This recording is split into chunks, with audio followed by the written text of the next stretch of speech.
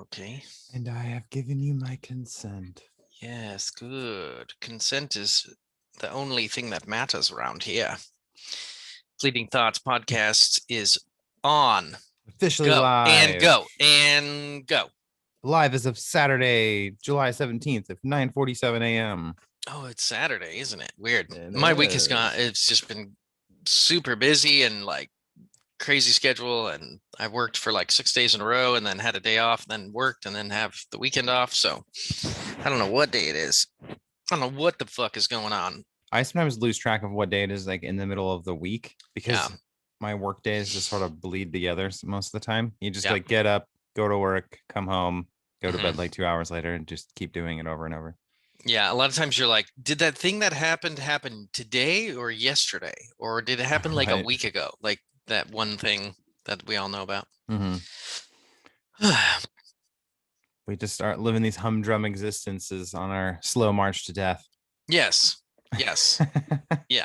Yes. That's accurate. That's my uplifting opening bit. Opening volley. Well, I will counter you with I think that we interject novelty and delight into our week as well. Yeah, that's video games, Mm-hmm. books, Video movies. games, These are the books, things that keep us sane. entertainment, walking around, uh, Yeah. improvising the day, not with no plans, just being like, fuck it. I'm just gonna see where the universe takes me Yeah, with its physics. my new obsession in terms of entertainment, which is weird because I'm a writer and I'm an avid reader, is that I started just listening to audiobooks. I finally like broke down and made an Audible account and on my phone, downloaded on the app on my phone, and I've thought about doing it in the past, but I just never, for whatever reason, I never pulled the trigger. I think it's because I had like this old school mentality of being kind of a snob where I'm like, if you're not really reading your You're books, not really you're not reading. really digesting them properly. Um, but I was like, fuck it. I That's very pretentious. right, exactly. Anybody who I says think that was digesting and properly in the same sentence exactly. is I was trying fucking to wrong. concoct the most pretentious sentence. Yes. I think I succeeded. Oh, But fuckface.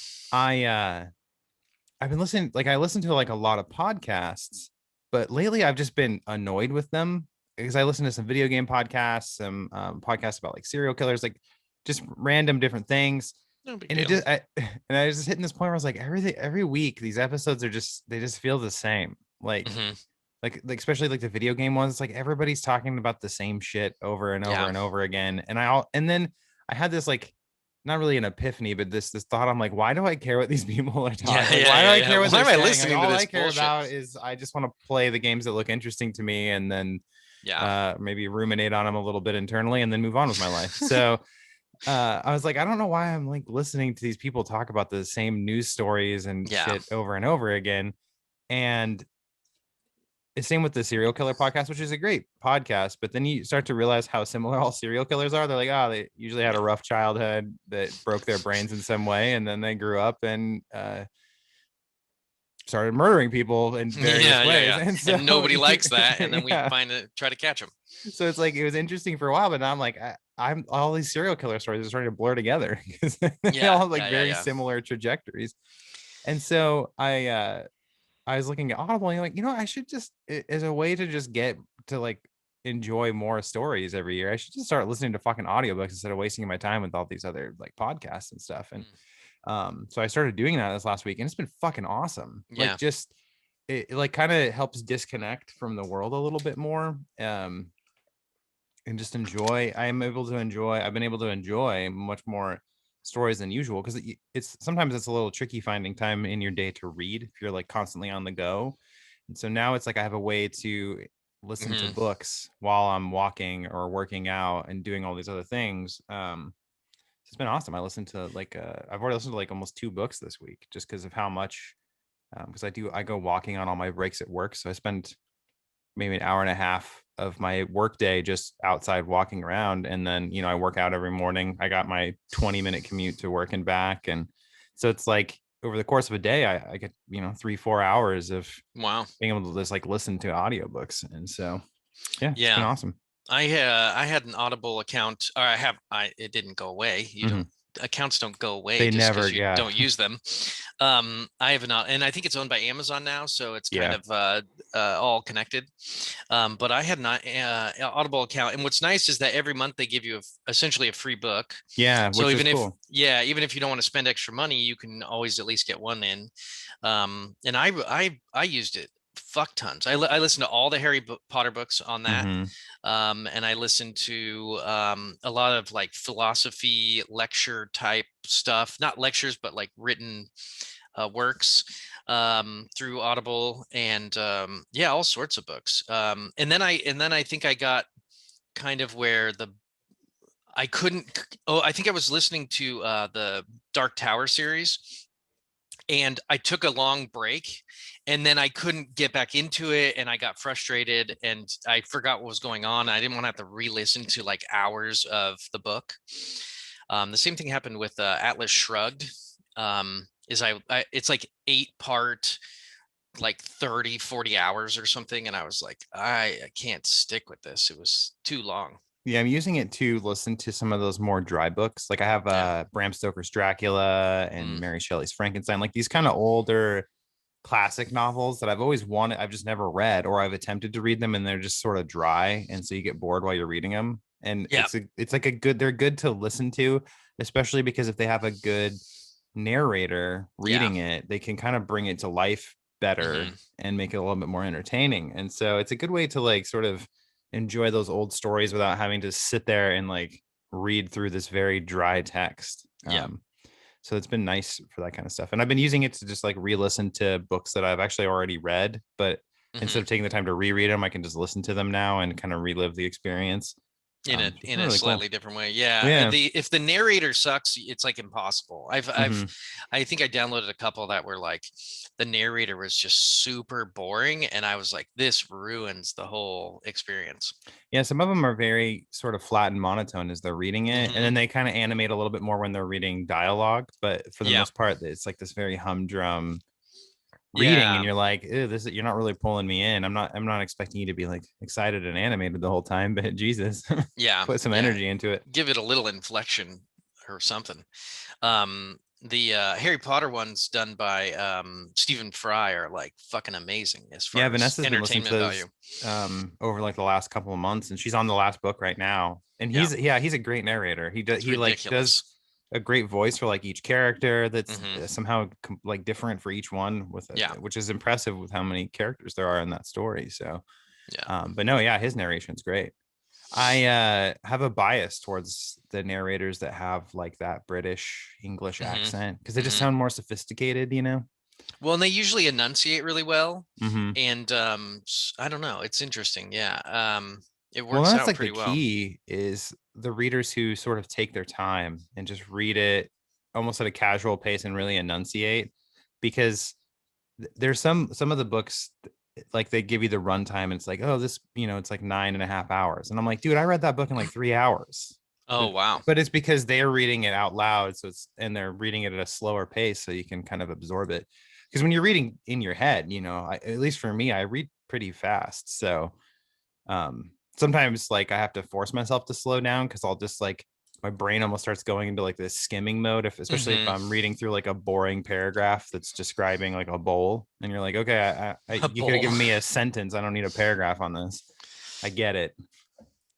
Yeah, it's a bowl. Yeah. Glad. So that's Nice. been awesome. I've been really, really enjoying it. I'm like kind of obsessed with it. Now I'm like every time I like want to go on walks and stuff just so I have an excuse to listen to the audiobooks. Yeah. Or when I get to work, I'm like pulling into our parking garage and And I'm you at like a sit really there. exciting part of the story and I'm like, fuck, I don't Yeah. want to like, and then I just sit in my truck for another few minutes waiting for the chapter to end.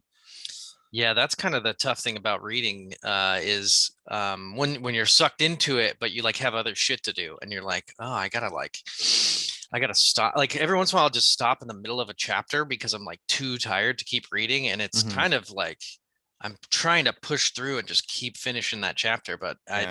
you just can't, and then you have to pick it back up. But That's it, why I always prefer short chapters in books, because yeah, it's it's nice if nice. you only have like 10 or 15 minutes to read that you can Yeah. knock a chapter out or something. So I try to think about that when I'm writing too. I'm like, oh, okay, like each chapter is kind of like a scene. So, Hmm. even if it's only 2 or 3 pages long, it's fine. Like Yeah. that's good for somebody who doesn't have a lot of time to read in that moment. Yeah. And it kind of forces you to be a little more concise, I suppose. Not that you have Hmm. to be in fictional writing. You have leeway to be descriptive, but it's yeah, I think that's kind of a modern kind of style of writing, is to be a little quicker, a little bit people's time is broken up so much with all these different things that we're doing. Hmm. Um, I'm reading the Dune book, which was written in the 60s, I think, and some of the chapters are like just on and on and on and on and on, and they're written really well, so I like it, but at a certain point, I'm kind of like I'm ready to be done and like go to bed or do Hmm. something else, and I'm like, well, I'll just keep reading and keep reading. It's just page after page after page, Yeah. and I then think and then you get distracted by the fact that you want to do something else. It's weird. Yeah. And well, and that's almost kind of when your brain starts going to like a bit of a skimming mode because you're like, Yeah, okay, I'm kind of like in a hurry. yeah, Like, can we get through this chapter? I'm tired. yeah. Do you ever like watching a like an hour long television show, like a drama, just stop it in the middle and just like resume it later? Or do you have to Um, finish a TV show? I usually like try to finish the episode, Oh yeah. I can't like there's some people too who do that when they're watching movies. They'll watch like Yeah, I do 20, that. 30 minutes of the Yep. movie and then they stop and go run errands or whatever and they come. I'm Yeah. like, no, I gotta like if I'm gonna watch a movie, I want to I'm make gonna sure that watch a I movie. have Yeah. the 2 hours to actually sit there and watch it. Yeah. Which is interesting because there's a lot of other entertainment that we don't mind stopping in the middle of, Breaking. Yeah. middle of a level of in a video game or so you hit a checkpoint, you're like, I can stop here, even though you Yeah. still have, you're not done with like that section of the game. Yeah. But I'm the same way with books too. It's like I would like to stop at the chapter. Yeah. Sometimes like I'll get to the end of a chapter and I'm a little tired, but I could definitely keep reading and I'll be like, no, I'll just stop here because Yeah. I don't have enough in me to start another chapter. Yeah. Yeah. Or I'll flip through the next chapter and be like, oh, it's only like 6 pages. I can do that. Yeah, But I always do that. I always look at the next chapter and see if it's like super long. And if mm-hmm. it's not, then I'm like, oh, I'll probably go to the next one. But you have to gauge it. But yeah, I stop in the middle of movies all the time. I stop in the middle of TV shows. I also choose different media depending on what I'm doing. So like if I'm like right after work and I'm eating dinner, I want to watch something somewhat dramatic usually. But then when I'm like getting ready to like just chill out, I usually like to watch something funny. So I'm like tailoring my entertainment because I'm constantly listening to something. Like I don't even know if I like even while I'm not doing anything, I have something going on in the background. Yeah, I'm the There's same just so way. much content. I just put YouTube on and like just have something going on. Even while I'm like practicing guitar, when I shouldn't be listening to other things, I'm like Mm-hmm. have something on in the background, just somebody talking. You can't play music while other people are playing music. It's like impossible. Um, I do that with like when I'm playing video games and stuff. It's like yeah, because we have two TVs in our living room that are mounted up on the wall side by side. So it's like one's Vanessa's TV. And so if she's not in the living room and I'm like on playing something, I'll be like, I'll put on like a show. I usually pick something yeah, that I've already watched, so I don't need yeah, it doesn't need my full attention, but it's like I can kind of enjoy that while doing this. yep. So yeah, I do I the do that same all the thing. time. I think I that's a very new sort of thing for people. Like now that we have all this technology that's so easily accessible that has all this entertainment on it, I feel oh, like it's we're crazy. all just trying to absorb as much of it as we can. We're trying to stay caught up on our shows and our podcasts and all this stuff. So it's like Yeah, we're trying to like multitask all of our entertainment now. Because that's usually it's what it is for me is it's like I really want to watch the show, but I also want to play this game. mm-hmm, Fuck it, I'll do both. mm-hmm. Like I'll just turn the sound down on the game because and turn the subtitles on the game on so I can keep Yeah, track of what's going on there, and then I'll have this switch show back and going. forth. Yeah. Yeah, yeah, especially in RPGs where it's kind of like long distances between Mm-hmm. things, Yeah. and the story is intermittent.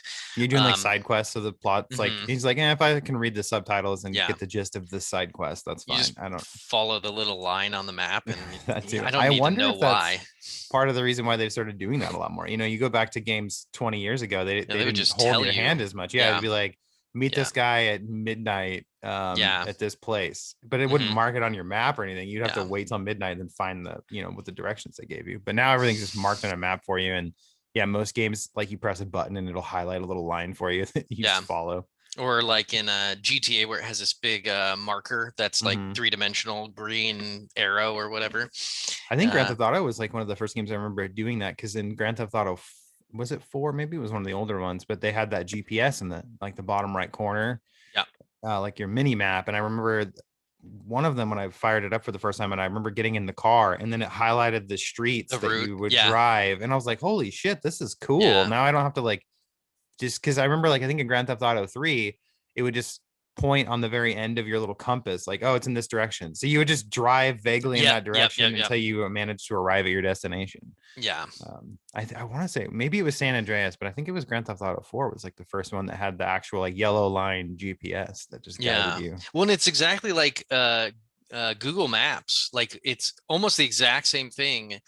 Uh, but like years and years before Google, obviously it's more difficult to map the Earth than to Mm-hmm. map a fake video game that's all digital.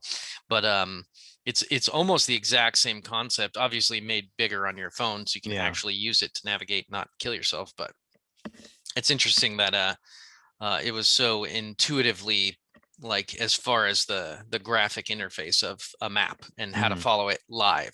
Yeah. You know, you only have this little section and then it kind of zooms out a little bit when you're going a little faster or whatever. It's kind of interesting. You just, I remember the days where you just had to map quest things before you left. If Yep. you weren't sure where you were going, you would just look Yep. it up on MapQuest and print the directions and then just try to follow them as you were driving. Yeah, yeah. And you try to remember the landmarks and the roads. What's interesting is that as I was growing up, I moved from smaller to bigger towns. So when I started driving, I lived in Coos Bay and I knew the town. Like I Mm-hmm. knew Coos Bay, North Bend, like I'd been living there long enough that like I kind of just knew where things were. And it got, you know, a little complicated to find new places, but I could generally figure it out. Um, and then I moved to Eugene and I became a like, and there's still no GPS or anything, but I became a delivery driver for a pizza place. And so that like, and I used a physical map like of Springfield. Oh, geez. And what's nice about Springfield is it's mostly on a grid, whereas Eugene is very complicated. It's like a weird, like they kept growing Eugene and adding weird Well, side and there's a streets bunch and of like things. one-way streets and shit in Yeah, Eugene. It's a exactly. mess. Whereas Springfield is more like on a grid and it's planned out better. So it took me almost no time to figure out like it goes in like alphabetical order and like number order. Mm-hmm. Um, and so I had a map and I learned that pretty quick. And then now I'm in Portland, I have GPS. So it's like I never really had to struggle living in a big city without, you know, without GPS or by using an actual map. I just like kind of lucked out as technology got better. I my life got more complicated and that Mm-hmm. made it easier for me. I remember when I was younger, I had this like strange anxiety about when I would finally get my license, how I would find myself or like how I would find my way around town. Cause, Yeah. you know, when you're a kid, you're just sitting in the back seat, your parents just driving from point A to Yeah. point B, and you're not really paying attention to like the route or anything. So I feel like I got lucky because by the time I really started driving, like GPS became more and more common. And now, yeah, anytime I'm going somewhere that I've never been, I just fucking punch the address into Google Maps and just Oh let it yeah. guide me. Yeah, I was So trying to find a place once with my old phone and I got halfway there and I'm on the highway and the maps crashed. And I and then you're literally had panicking. no idea where I was going because I was in Portland. I've only been here a couple years. Yeah. And I started freaking out. Like I was just mad at the application because it Right. had failed me. And I tried restarting the phone. It still didn't work. And then eventually it came back and I had to like pull over into the Hollywood district here and just wait because I legit had no clue where I was. And I probably could have gotten home by like finding a street, but I didn't have a backup plan. I wasn't like, well, if the maps fails, I'll just, use this handy map or I'll call somebody. I don't, who do you can't call nobody. Like, I guess I could call my brother and he'd be like, I don't Right. know, fucking figure it out. I'm on a Hudham Street. I don't know how to get home. Yeah. Help me. I don't know the cross streets. I guess I could just get out and take a cab and then and then just like never find my car again. Just write down the cross street that you parked Yeah. at, or like Yeah, yeah, yeah. if it's a parking lot, just write down the store's name. And Yeah. I'll just come back for my car tomorrow. I'll just have somebody Uber me over here when my Maps app is working again. God damn.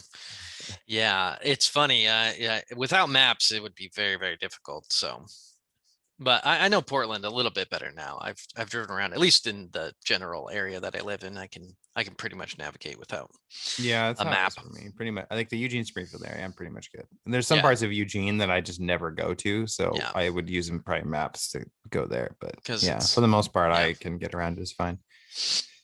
You just learn the lay of the land as you drive around.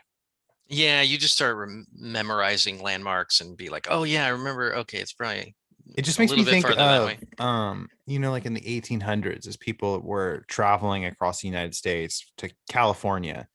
It's like these people, like they didn't really have like a good map. They just Oh, who fucking took knows? off in a general direction and then usually had some kind of guide that vaguely knew how to get there Yeah, or and then the claimed guide to. would die And halfway then through. yeah, and then you end up like in a Donner Party situation where somebody insists that they know a shorter Yeah, route through the yeah, mountains. And that's fucking impressive that as many people survived during that time as they yeah. did. Well, that's why they had to have tons of kids because you needed a Yeah. huge population because you never know, when people are going to die. Well, there's a huge mortality rate amongst children too, even That too, baby exactly. infants and That's stuff. It was yeah, like this is a decent chance that your kid was going to die in their first year or two from some kind of fucking random yeah, illness or whatever. yeah, for So, sure. I'm sure they were just having babies as much as possible. well, I mean, also they without didn't have, even knowing it, yeah, they weren't thinking like, I mean, I'm sure they were like, oh, we better, they might procreate. die. They know Yeah. that they might die, but they aren't sitting there going, this is for the good of the species or whatever. Yeah, I think they just didn't have Netflix, so were just fucking to And pass they're the time. bored. Yeah, Yeah, for it's sure. a fucking cold winter. What better thing to do than get on the covers with your sweetie and make whoopee, Yeah, as the old right. folks would What was it? say. I don't, yeah, that's like what, 30s, 40s talk. Probably I think there's a song that talks about making whoopee.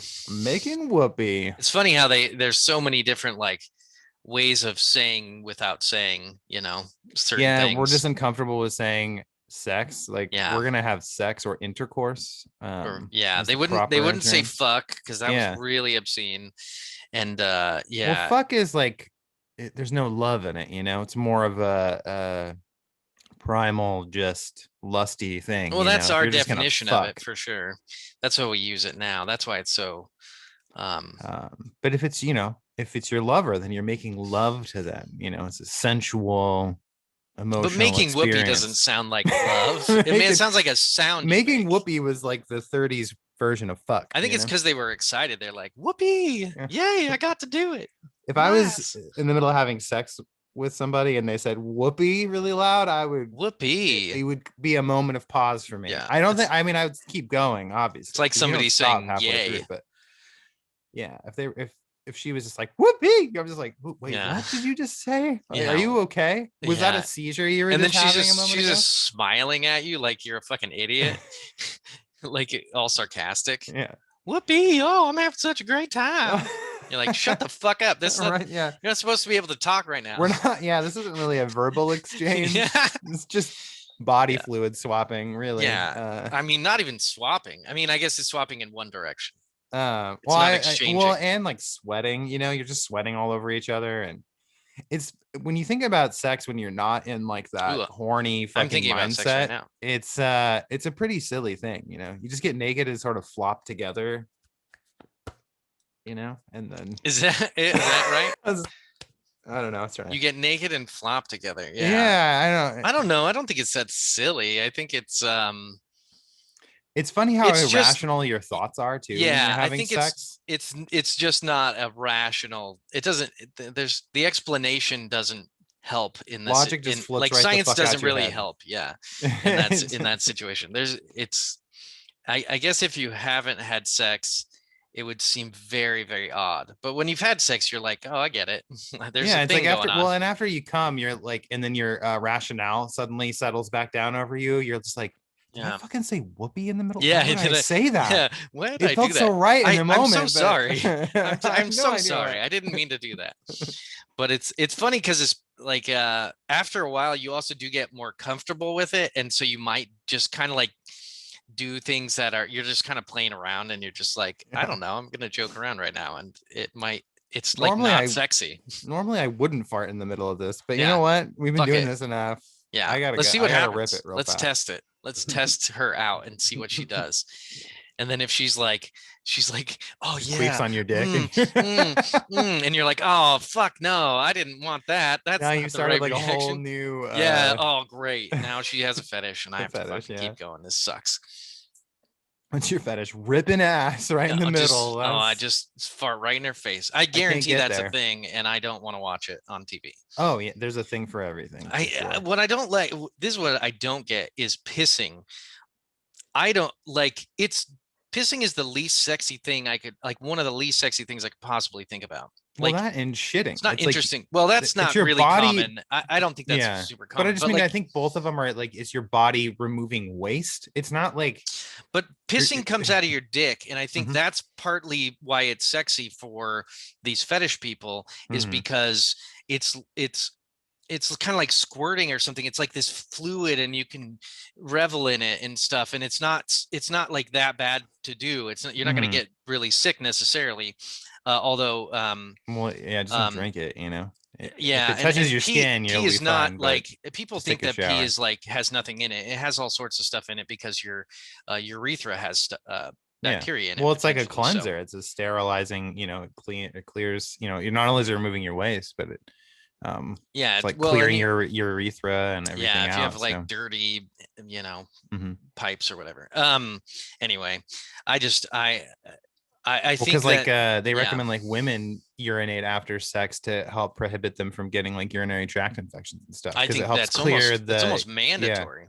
yeah, it helps clear out your fucking downstairs by Yeah, your pissing your it all out. your lube Um, lube tube. That's perfect. but if you want somebody to pee on you, then by all means. If you can Oh, I find don't somebody have a else who's problem into it, like go legally. for it. Piss all over each Yeah, other. I don't. it's It's just like when not appealing to me. I'm looking at porn clip, the Uh, thumbnails, and then I see pissing, and I'm like, like, why is that on there?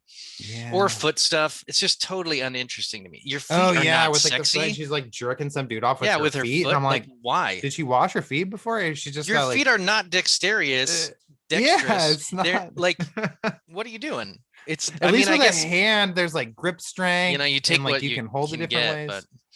It's true. I mean, if you haven't had any in a while, and she's well, what like, if she I doesn't only have do this with my hands? feet. Yeah, feet are great if she doesn't have hands, That's true but too. Yeah. you know, That maybe that's how it whatever. started. Is somebody lost their hands in World War I, and she just the only thing she could The do was jerk her girl, husband off. Yeah, I don't know. Maybe the she was like female a lost her hands in World War I she because she was was a medic of some sort. yeah, They didn't let yeah. females into. No, they didn't let females do Maybe cool they shit. she stole too much We and they barely chopped let her women hands do off. things now. So We barely let them do what? yeah, I'm What sure don't there's a they do? contingent of people just ready to abolish their right to vote any day now. Like they probably keep drafting a bill for that, and then it just gets shot down. No, I don't believe that at all. I don't know of anything that like women are stopped from doing. I mean, we're constantly trying to stop them from getting abortions. So there's one thing at least. Well, some people are, but they Yeah, get abortions. I They're think always it's going to like get a very abortions. loud minority contingent of crazy Christian people who think that Yeah, God's I going to don't pay strike us attention all to them. down. Nobody should pay attention to them. No, I I know. mean, That's what do they what's have? They don't have anything to offer. It's it's like like if when it comes up in it's not Congress or helpful. whatever, just vote that shit down. Be like, no, we're not fucking stupid. Get out of here.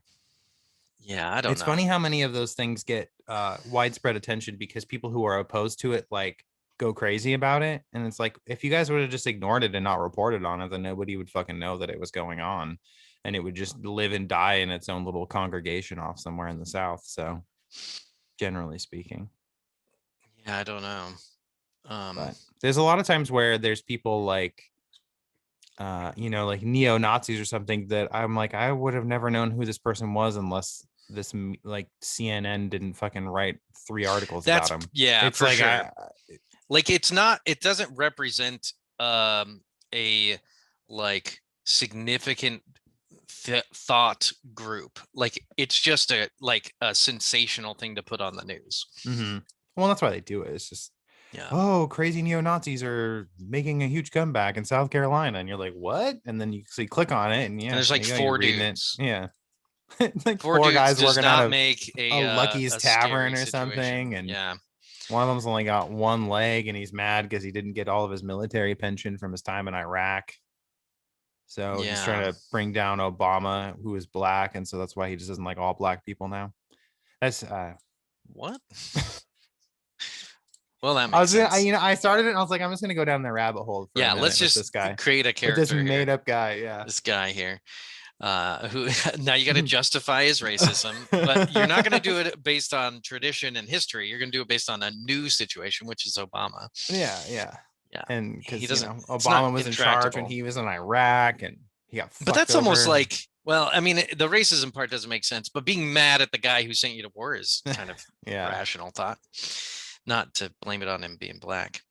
But that's, I feel like that's usually how it starts. It's like one person from that particular ethnic group wronged Does you. something. And then you're like thinking gets crazier and crazier over Well, it's time to like the point where you're like, all generalizes. black people I don't send know if white that's people how to it war to works. step on mines and then fuck them out of their pensions. Yeah. I think it starts from early From tribal parents. Yeah. From, evolution. oh, yeah. You know what I mean? Like Mhm. that's like racism is another thing of Well, when people tribalism, are and like, how did this person become tribes are racist? scary. It's because their fucking They're parents were just the probably other. racists and Well, their that's parents were more likely, racist. yeah. And so But it's that's any ingrained. ideology. That's like Yeah. religion and any, I mean, like, how to live in the world is you have to figure that out. And if your parents are saying like these people are Evil. bad Yeah. and dirty and evil and they've ruined this and they're taking jobs, blah, blah, blah, like a kid doesn't have any reason not to believe their parents. And so Well, it and that's when your takes own a lot mental to fortitude comes change into them. play, right? Because Well, it might. if you grew up in a household where your parents were telling you that all Jews were money grubbing evil people or something like that, and then you meet your first Jewish person, you're either going to be afraid of them for all these reasons that your parents instilled in you, or you have the mental fortitude to be open enough to get to know the person and realize that your parents were full of shit. So that's why Maybe. I think Yeah, I think inherently like it's, racism is like a yeah, very deep-seated ignorance. It's like that's somebody it's who was taught something definitely at a deep young seated age ignorance. and then never had the mental fortitude to break that line of thinking when they actually went out into the Yeah. real world and realized that everything they were Yeah, told was a it lie. depends on the world they go into though. Like if they go into a world of like the 1920s, there's only so much information out there to counteract their parents. Whereas if you Mhm. go into the world today and you go on YouTube, like Yeah, you have like no excuse. yeah, it's just a totally different informational environment. Like, Well, unless you're just listening to things inside that same environment. If you're well, just and that's what following most like a people do. neo-Nazi organization on YouTube and that's all the videos you Well, watch, and then if the arguments are dramatic and convincing, then you're it's going to take a lot to redirect those thoughts and and to what to sucks too counteract is them. if you have like maybe one or two bad life experiences with that particular group of people, Well, then it yeah, just it'll be like confirmation. Yeah, reinforces. but people want to confirm their own thoughts all the Mm-hmm. time, and so um, I think teaching people to be critical of their own beliefs is more important than telling them what to believe. Like you Well, don't have to tell someone to be not racist. You need to tell them to think clearly about what that means. mm-hmm. You know what I mean? Like if somebody like trying to convince somebody specific reasons not to be racist is different than teaching them to think clearly about what race is and like why we should judge people. Well, why is like the greatest question, isn't it? Because you'd be like, well, why is this person's skin color Yeah, exactly. If you break it down like scientifically, like if you it's take it to the superficial and mm-hmm. it has no bearing on their personality or their actions, then you have no justification to be racist toward them because of their skin. Then that kind of knowledge is I think very powerful. Mm-hmm. Hopefully, Why I don't know the why the the why. why is Speaking of always the why, important. I got too much liquid in me right now, so I'm gonna uh just go run to the restroom real quick and then be right You don't back. have a lady with a fetish in your bathroom, do you? I might, and Oh, okay. she's ringing a bell. Great. Okay. Oh, Ding ding ding ding. excellent. Um, I'm not gonna pause it. I'll just well Oh, just okay. I'll just you vamp. just I'll just say things or don't or like play some music or something. yeah, just Try to get us. urinate quickly, and I will then be quick. I'll be quick. Sorry, I peed right before this. I well, you planned. were a man of smaller stature, so maybe that affects your My bladder bladder size as is well. this tiny. I'm not here to It's judge. my fault. We It's all my have our fault. biological deficiencies. I know. I'm There's my disabled. phone. I don't know who Okay. that is. Decline.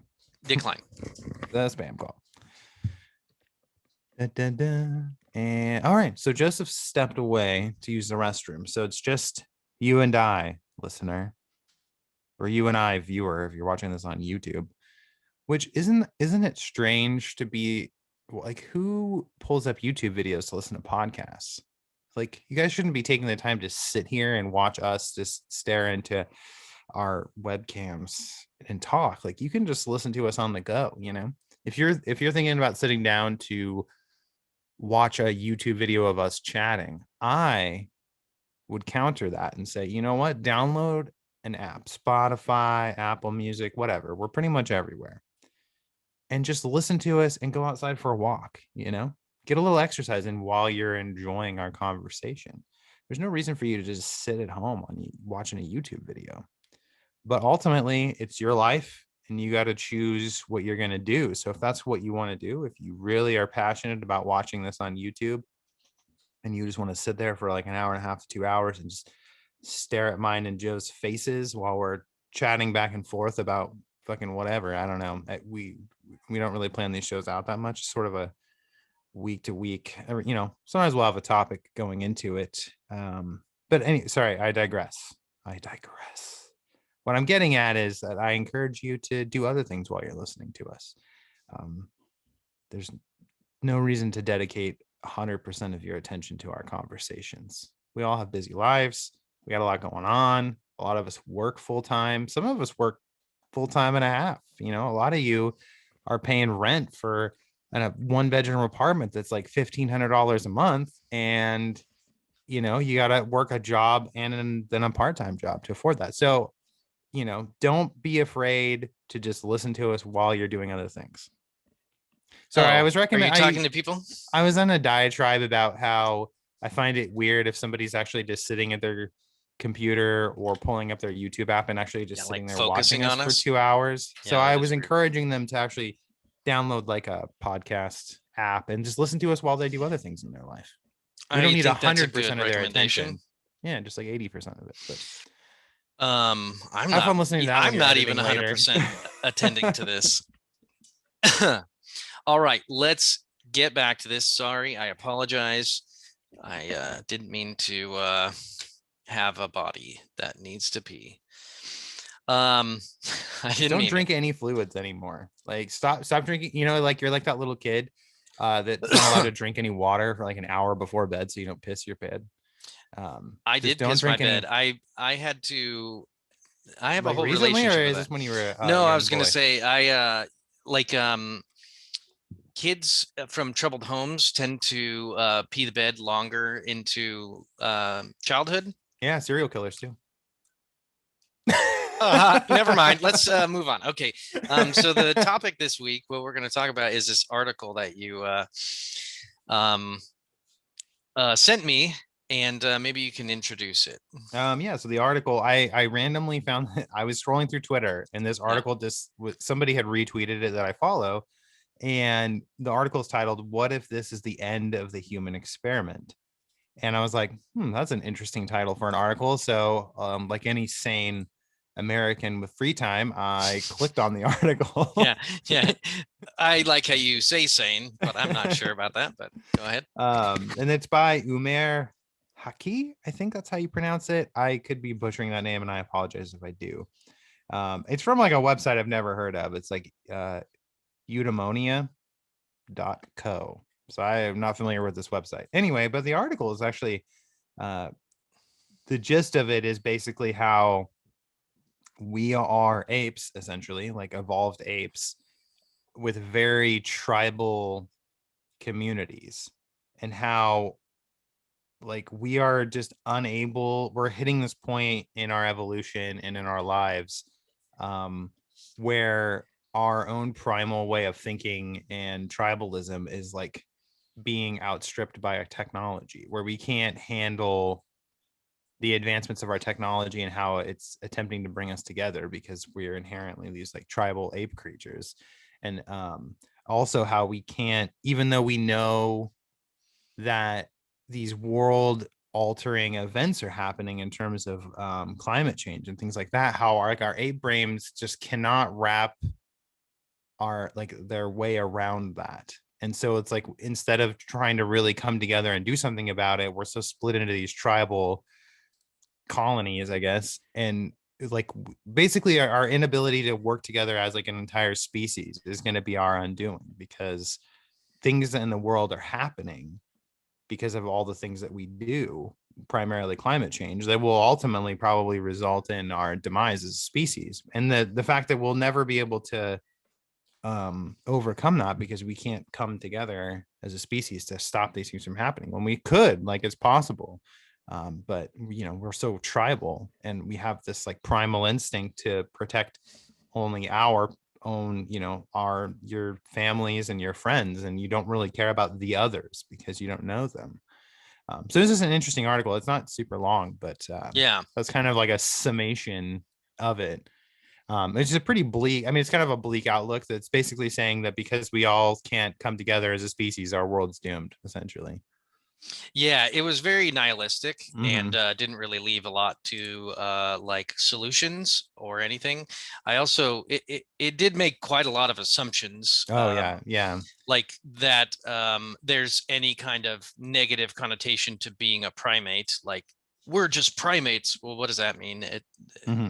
We're also the thing that created spaceships and cell phones and massive communication I, systems. I feel like sometimes when people just say, "Oh, we're just primates," it's like a scapegoat for our flaws. It's like, "Oh, well, I couldn't help Yeah, myself because it's I'm really just a primate." it's like an insult that is based on humans are supposed to be better than animals, but that's not who said that. We are animals, Mm-hmm. and there's no there, we're not better than animals. Like we are just are part of the animal kingdom, and we have uh there's some like history of us believing ourselves to be masters over stuff, even though Well, we're in a not. way, like, we are animals, but wouldn't you think that we've sort of like how we've kind of taken ourselves out of the food chain, with like our technological advancements in a way? Like we could dominate any species on this planet that we want. And we Yeah, do a lot of times. I mean, but that's why that's a not lot of a species have gone non-animal extinct. trait. No, I just mean, but like I feel like we've kind of evolved so far out of like the standard animal kingdom, Of like course, yeah, it's sure. so in a way we almost have to separate ourselves from the rest of animals because we've kind of moved so far beyond them, even though biologically we are obviously animals and we have the same primal tendencies that a lot of other animals have, but we also like intellectually have Yeah, but just we like also evolved have so far beyond. we also have major um societal moral concepts that do make us very different from animals. So Mm-hmm. we definitely can talk about how we're different from animals in the kind of basic sense, but um but saying that something is animal and therefore primal and primitive um is not necessarily a good argument for anything. Mm-hmm. um it's just a kind of insult that doesn't really get you anywhere. Because humans are capable of very good and very bad things, just like animals are Mm-hmm. mostly capable of just kind of surviving. And it's hard to put moral context to it, but in their own way, they're just kind of doing what we're doing, which is trying to survive. And it might be more simple than what humans are doing, but um, yeah, it's interesting. Let me fix my camera here. My fucking light turned off here. Just a Oh, second. yeah, no Sorry. problem. Again, I'm unprofessional. This is why we don't ask you guys to pay for this show.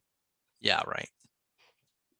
Um, There we well, go. so the thing with the article though is it's definitely like a one-sided idea. Your camera's out of, there we go, it's There we go. focusing It's now. autofocus. Because it's Sorry. definitely written from like the perspective of somebody who's very pessimistic on the future of the planet because of Mhm. our inability to work together. Sure. And I fall into that thinking sometimes too, because I would obviously we'd all like to think that things will get better over time. And I mean, in a lot of ways, which, like, there's an article that you shared with me that was kind of a counterpoint to this, and The Vox one. how like the world's actually improved a lot, but over time. Um, so I can see like the pessimistic side, and I also have a fondness for like post-apocalyptic fiction and just like this end of world stuff. So in some like fucked up part of my brain, I'm like, I kind of want the world to end because Yeah. fuck it, like who cares? Like let Yeah. us just all tear each other apart. And well, which obviously if that really happened, we'd all, most of us would be fucking mortified and probably just kill ourselves, because who wants to exist in hellfire every day, scavenging for supplies and eking out an existence. But Yeah, I don't know. um, It's interesting. I think what I categorize the article as is a so what philosophy. So it's a philosophy that tries to put forward a premise, which is the human experiment is coming to an end, which there's no evidence for, and this isn't an experiment. This is life, and nobody's in charge. There's no scientist who's doing experiments on us. yeah, I feel like the only Um, experiments really are like is from a societal point. You know, like America as a country is kind of an experiment in democracy, because when you look at the vast history of humanity, democracy wasn't is it's only been around for a very small amount of time compared sure, to you know, like king and queen, dictatorships yeah, and stuff. Yeah, dictatorships and monarchies. It's monarchies. That's what I I was think trying to think you can look at it, you can use the term experiment because there's not a great term for it, but it's of. not an experiment. An experiment is a controlled study with, you know, uh, a certain outcome in mind and certain things. But I like the idea of it being an ongoing thing that we should be criticizing, kind of like you would take an experiment and you would judge it according to parameters. Like if your goal is to have a society that where the people are uh, prospering in certain paths, certain categories, like, you know, uh, like if poverty is one of your things you're trying to diminish, or if freedom is one of the things you want to increase, or if well-being is a tough thing to measure, but maybe you do surveys or something. That's important to keep judging your system and judging the things around you and judging your government. Obviously, governments have a major tendency toward tyranny and toward control and things like that. And democracy is trying to balance that with the will of the people. So that's interesting. Um, but yeah, it's just interesting when people anthropomorphize society as if there's some overarching um, intention involved, as opposed to just the fact that we're an emergent, like our activities and culture and our philosophies and things like that are emergent from the system. It's not, there's nothing from above that's governed. Like we have governments, but it's just made up of people trying to make decisions, and things emerge out of that system that we can't predict necessarily very well. And sometimes it seems like there's this kind of steady path that is being dictated by a certain inevitability. But I don't, that there's no evidence for that that I can see. It's just very complicated, and it's networks of people doing things that are um, out of any major control of anyone else. You know, it's just people making tons of mini decisions that affect each other. And so anyway, it's like a so what. So you have this philosophy that says that we're all doomed. So what do you want me to do about it? There's no there, like, is that good? Is it bad? Is it, should I blame myself? Should I feel shame? Should I go running around the streets? It's kind of like the simulation theory. Like, so what? It's a simulation. What is that? How does that in any way help me direct my life, or teach me how to communicate with other people? It doesn't have any bearing on reality as far as practical purposes. Well, I see. I think when I was reading it, like kind of what I was taking away from it, that I think I maybe it's like a verbiage thing, so it doesn't come across as well. But I feel like the idea behind the article is that a big flaw we have as a species is that we are inherently very selfish, right? Because we're all on a primal level about self-preservation on our own personal level. Like you're always making decisions every day that act in the best interests of you as a living organism. Like you're always trying, like you're you know you're always trying to survive every day. Granted, it's become a lot easier for us over time. Um, and so I feel like the idea is that we're all like our brains are so fixated on a primal level for our own selfish self-preservation that it prohibits us from working together on a grander scale to Mm. combat things like climate change that affect everybody, because we're all sort of focused on our own bubbles. And so it's like until we can, I guess, somehow learn to come together on a bigger scale to combat these very large threats, we're sort of doomed um basically if we keep doing what we're doing essentially. I think that's kind of like what the person was getting at. I just feel like when they wrote it, it sort of came across as just very negative Well, it's without very negative. yeah, Yeah. yeah. And so I was like, I feel like there's a more positive spin where you can say like there's hope for us if we can just learn to really work together on a larger scale instead of just being so focused on our on ourselves and our own selfishness, Yeah. which is just on that primal kind of ape level. That's how we're built. We're built to look out for just ourselves and usually your loved ones. And so it's kind of breaking that Yeah. line of thinking, because I mean, when I think about my own life, I don't even really care about my neighbors that live on the same street as me. I don't know any of them. So it's like, how can we expect to work together when you don't even barely know usually the people that literally live right around you within a block radius? Yeah, those people don't really matter Yeah. to you, but you know who does matter is all the people involved with bringing food to the supermarket. Mm-hmm. So while you might not know who they are and they may not be present in your like vicinity, if that breaks down, that really matters. And so cooperation isn't about cooperating with everybody just because we should cooperate. It's cooperating toward a particular goal. Mm-hmm. And we have cooperated with each other in the effort to keep each other alive. And that's why farms have become, only one person can create enough food for, hundreds of people if they have an automated farm. And that to me is the ultimate positive step toward cooperation. That's, and it's the same for almost everything in the world as far as products go. The only reason we have the kind of lifestyle we have is because people cooperate and manufacture products and then sell them and create a kind of negotiation that works for both people. That's an argument for free market capitalism where um, goods and services are traded freely without coercion and without too much in the way of force. And people are in that system, people negotiate. And all negotiations require cooperation. They require people to say, I'm not willing to pay that. That's too much. You're ridiculous. I'm not going to buy that thing. Mm-hmm. Obviously, that gets complicated with necessary goods like water and food and shelter and things. But for the most part, like we were talking about with that, you can just Google is the world getting better? And on almost every major societal aspect, the world is getting better for people. Now, it's also getting worse, maybe for some potential limits to our ecological damage. Like we just keep chopping down trees. There's a certain limit at which that becomes deteriorating to our ability to have oxygen in the atmosphere and Mm-hmm. such. So we run up into those limits when we get there. We don't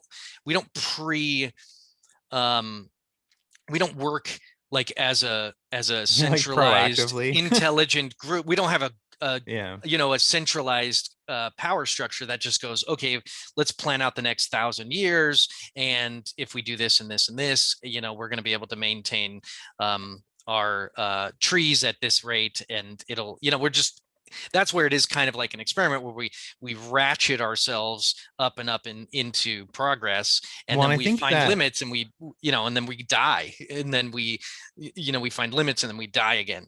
well, and I And think that when they try to propose measures and things to sort of be more proactive, they're usually shot down because there's such an effect on the here and now. Um, there's like, in the government, they have like the Green New Deal where they're trying to like eliminate the use of fossil fuels by like 2050, whatever. So it's like, it's a long term thing that they're working towards this particular goal. But then there's so many people who are against it because that affects, fossil fuel jobs right now yeah, because it's trying to eliminate that particular process, and there's probably millions of jobs involved in that. But what people can't look forward to is that this new process is also going to create new jobs because it's not, you're not just taking something away, like you're just replacing it with a different form of energy that's more sustainable. But we just can't focus that long term in the yeah, future, which I can understand. If you're the main breadwinner for your family and you're working, at like a fucking oil rig or something, and if they take that away from you, and you don't have something to replace it with, or at least you don't feel like you have something to replace it with, that's a scary prospect. Yeah.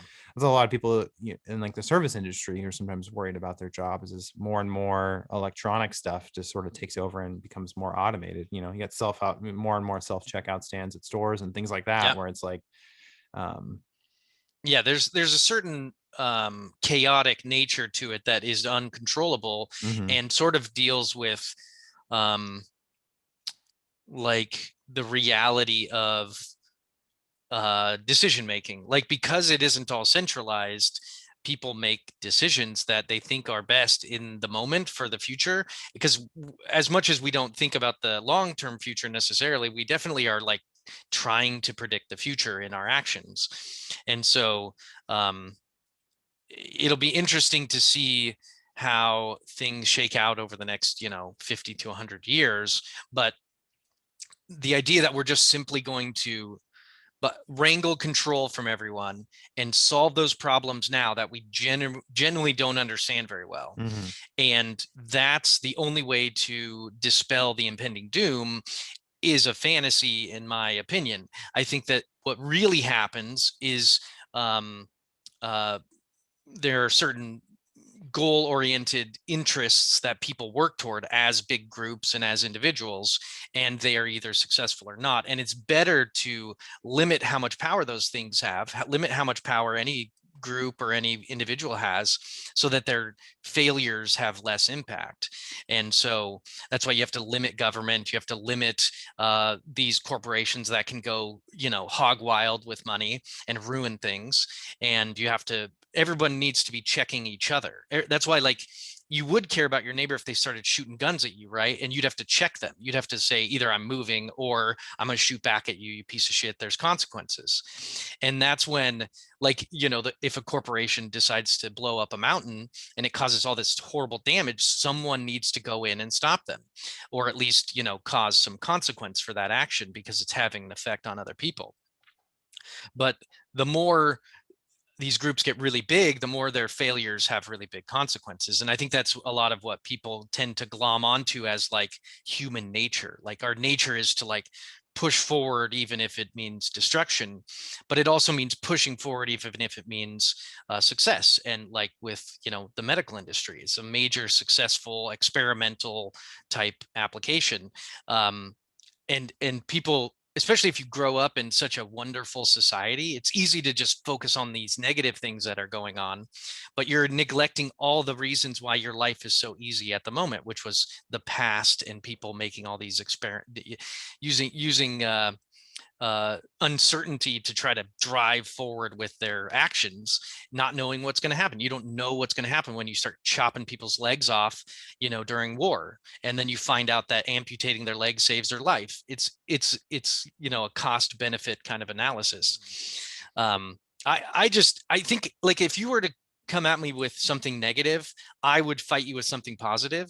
And if you came out with something positive, I'd probably come at you with something negative, because I just think that that's more of an yeah, it's like a accurate kind of balance. There's thing. Like, oh no, the world is ending is not, does, like, okay, what should we do? Cry and go to bed and watch it end, or should we try to come up with alternative outlooks toward it, Well, I think or that that's where analyze it? inherently where like the in the terms of like the world ending idea is that there are a lot of people who can see through like scientific evidence that there are signs of things becoming much worse in terms of like droughts and increasing temperatures across the planet and things like that. And so there's like groups of people who see that and are like actively trying to find a way to take steps to start reversing that. But then you have the other group of people who don't think that it's true, or they don't believe it for one reason or another, so they just want to continue doing things the way they are, and then it just creates Yeah, this conflict between these two groups that are yeah, trying to do two very different things.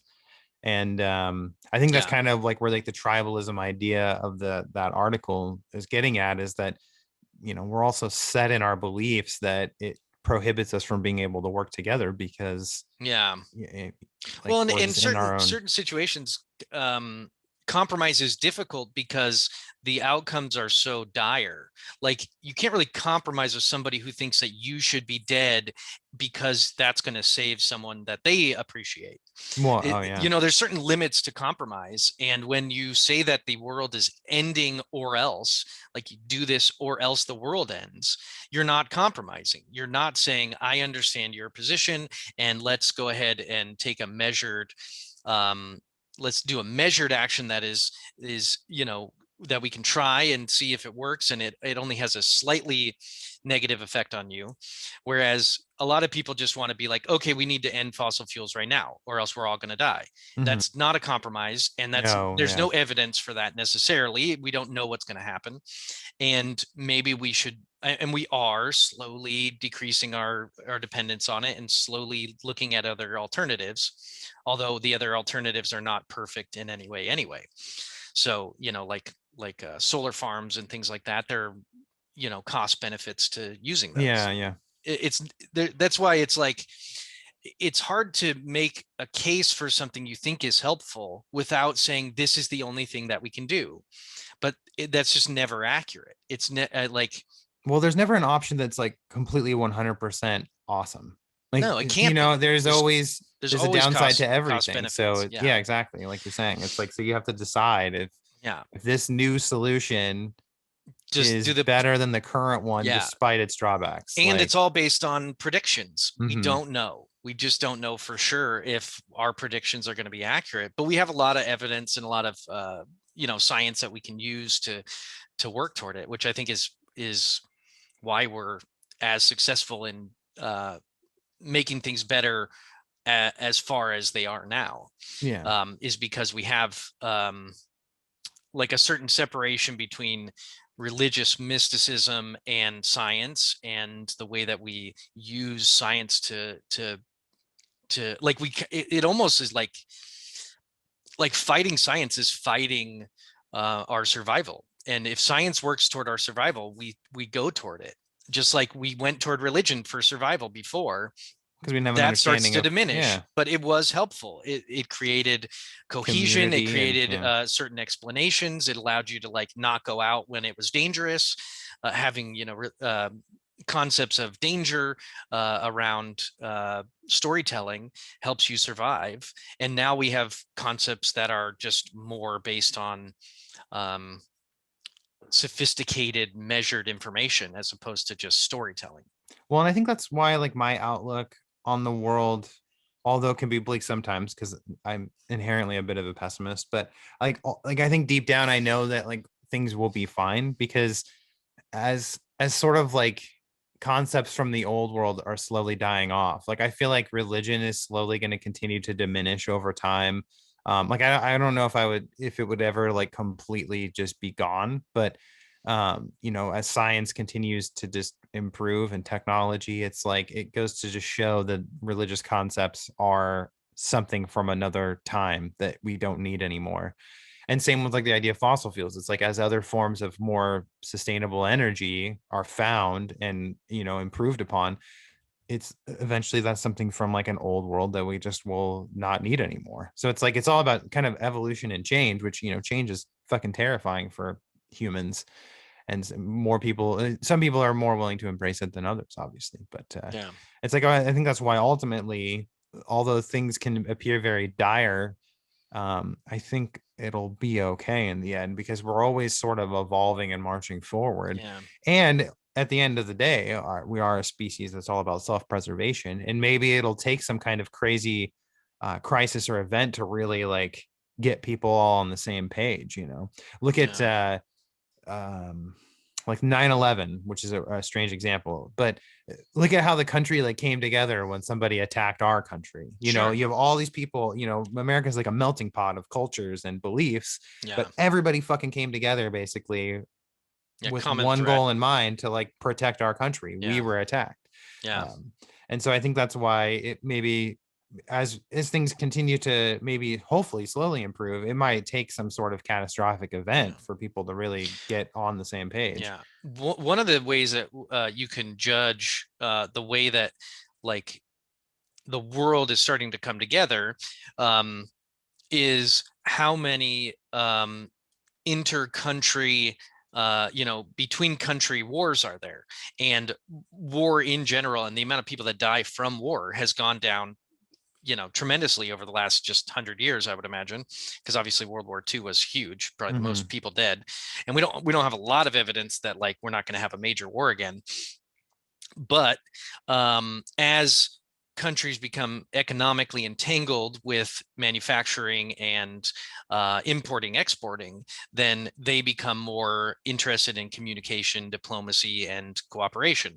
And that's new. Like our ability to communicate with China and Australia and Europe all at the same time and live, we can deal with complications right now, as opposed to taking a month to write a letter to a king and then like he has already sent his army to go kill you. We can Hmm. deal with stuff more immediately.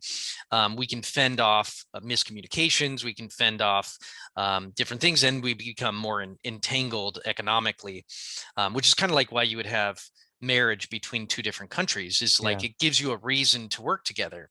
And the more reasons we can come up with working together, and the more communication networks evolve to allow that to run smoothly, the more the world is already coming together. And it's just, that's super new. It's only in the last like 60, 70 years, after World War II, that these countries have been able to work together more um, elaborately.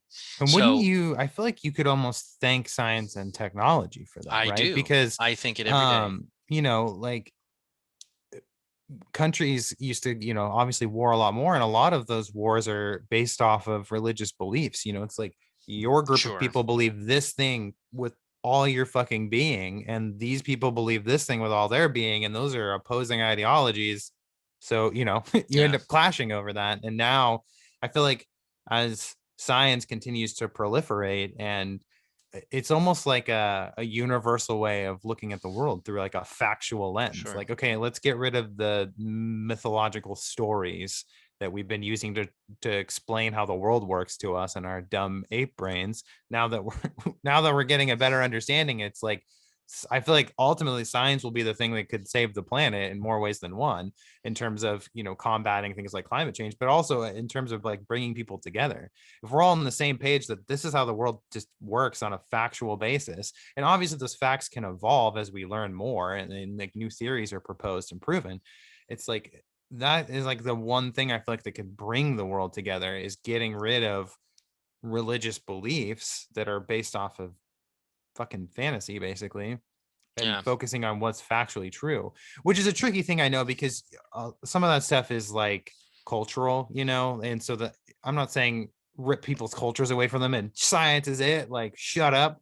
I just Well, mean that when we becomes its accept own that. culture and its Yeah, own dogma and its own issues. So it's yeah, important not to like replace religion with a new religion of science. yeah. It's really like, what is our goal? Our goal is to, personally, like I think the goal for people generally should be peace and cooperation. And I think that leads toward less stress, people living longer and more happy lives. Well, I think And also just recognizing that, like from the religious standpoint, that if as long as you can recognize that it's fiction, but it's because they exist as like usually moral tales, right? Like they're usually based around trying to what you teach you to should be and a good shouldn't do. person. Yeah, And so it's like it'd be great for us to get to a point where you don't have people who are believing religion as fact, but more as these are cultural stories about how to be a decent human being. that's tough because I don't Yeah. know. I don't know which religion to take But those and stories exactly, and that's from. the other I don't problem know if too is and there's also things like Buddhism. Like we tend to talk about religion relating to Christianity, which yeah. is Well, prevalent it's because here. it's the prevalent, like the most Yeah. prevalent religion But almost in the there's world. also But Buddhism, which is like about karma and having a lack of worldly desires. That's a totally different concept of like how to treat gay people. Like it's just a totally different, like they're like, hey, get rid of your ego, become enlightened, stop trying to accomplish so much that's just going to burn in the end, and just be good to people. and live with love. Like Hmm. that to me is a fairly sustainable concept Yeah. that if it's just hard to practice in a world of productivity and forward momentum um, toward competition. That's a difficult Hmm. balancing act. How do you not have any desires but also feel like you need to go to work and make money? They're contradictory concepts, but not necessarily, because part of being at peace and living without like desires is feeding yourself and being able to survive. I don't think Buddhists are interested in killing themselves unless there's like this major cause to where they self-immolate or whatever because they want to protest something. But like they're not a death cult, they're a Hmm. life cult, and their way of doing things is just very different from other people. So Yeah. it's interesting. It's Well, and also, then you have people with beliefs, where they yeah, fucking mutilate female genitalia because they shouldn't enjoy yeah, intercourse, or or they hit, fucking, yeah, yeah, kill gay people with stones and yeah. stuff. So it's But like, I think that's a very easy case yeah, to work exactly. against, even though it's so strong over in the Middle East. But I also think that science doesn't necessarily lead you uh, uh, toward a easy moral grounding either. So while science doesn't want anyone to hurt each other, it also doesn't care if you hurt each other. Like we created the atom bomb. That's science. That's people solving problems, and that's people blowing each other up. So But a problem founded on cultural differences. You know what I mean? Like, that was a governmental, hmm, issue. That's why like religion can cause a lot of ideological problems, but so can um, political philosophies. well, How to exactly. Like govern, how to with China, do that's all a that. communist Yeah, dictatorship, which is the polar opposite of yeah. America and But they're free very democracy. successful Hmm. regarding total population, regarding the ability of people to technically survive and all that. It has a ton of problems that I'm sure Americans would fight against, but they become very powerful. Well, And and I so, think that's why they're always considered like the single greatest threat to at yeah. least the American country, like North But we also America. have major ties with them because you Hmm. have to. Like they Yeah, produce a ton well, of stuff, and we have, they make everything. yeah, they make a Like, ton of stuff, and they make it cheaply because of their complete control over the economy. yep. And they're able to accomplish things rapidly because of it, whereas we take forever to accomplish things. But we also have the most powerful military ever known to the fucking world. Hmm. So we have a kind of what is that called? It's like a brick wall. There's a cool word for it. um Bulwarst or something like that. Bulwark. I don't know. Uh, There's a word for it. Uh we have a way of kind of offsetting some of our slowness with hmm. our might, with our It's sheer true. power. Because like if we didn't have that, like obviously we wouldn't be where we are today, but um other countries would be able to take us over quicker. And that's not like an unknown thing. That's in World War II. That's what they're trying to do. They're trying to take Hmm. over every little country nearby, with the hopes of running the fucking world, which is a crazy, crazy concept. But the world, the world is like, if it's like a team should have dispersed leadership. It shouldn't be centrally leadered because there's a huge weakness in that. The Yeah. second that leader makes a bad decision, everyone fails. Whereas if you separate the power into different little nodes that all have a singular kind of goal, which is to prosper and survive, then little mistakes have smaller consequences, or Well, I big think mistakes have it smaller it all consequences. functions based off this premise that you like in the case of China. It's like, you know what? You run your little piece of land how you Yeah. want. And we're going to We'll run work ours. together on, Yeah. our trading level. And And if it comes down to it, yeah, we'll just stay we'll out of each just, other's way. You yeah, don't invade us, we don't invade yeah. you. We But just we work don't get to together on what control we do. them. Yeah. Like, you don't just, it's not necessarily, it might be morally acceptable to like go take over a country who's run by a despot, but it probably isn't very practical, and it probably isn't going to lead to anything other than destruction anyway. So, Yeah. but the long-term outcome of taking over a despot might be longer term, larger amounts of prosperity for that group. Well, and It's if a difficult depending on concept. the living conditions of that Yeah. country, it's like you have a whole population of people that are potentially living miserable lives to no fault of their own. I Yeah. mean, I They're imagine just, the living yeah. conditions in China probably are not awesome. That's one thing I think we take for granted as a society in the United States is that we have it fucking good. Yeah. Like Of we live in course. a very prosperous country. I mean, our poverty looks very different from a Oh poverty in other yeah, like countries. And India, so, like where they yeah, really have major poverty, which I literally don't even I just know that because people say yeah, that. I don't understand it. I When we see poverty, it's people who have enough money to have a cell phone, do drugs, eat, run around stealing things hmm, from stores that I work at and have to chase them. It's just yeah, very different. And there's nothing to say that that's just because they have a higher life expectancy doesn't mean that it's not tragic that there's still all this poverty yeah. in America. It's just that if you want to like have a worldwide perspective, you need to have a worldwide perspective. It should be considering all these different aspects. Otherwise, have a local perspective. What's going on Hmm. in my neighborhood? What's going on with my neighbors? What's going on with the bum cities here in Portland? Like that's a local issue, and you can get more granular about the concepts. But if you're going to talk about the world, then you need to just talk about the world. Like, is it getting better? Is it getting worse for people? And it's really not the world anyway. It's human society, human culture, Hmm. human. It's We really don't care about the world. We care about ourselves. We care Yeah, about that's what I right. mean. The We're just world's not is the world is a preservation. rock Hmm. with atmosphere and biological structures that have somehow made it here. And what I love And about it is the world doesn't give a fuck about you. Like there's no world. nature's just There's doing its thing, Yeah. and we just exist here, Yeah. and It's a pseudo religious concept to anthropomorphize non-people. hmm, And saying that this human experiment is failing is just a huge assumption that there's someone doing an experiment. There's no experiment. It's just no. life.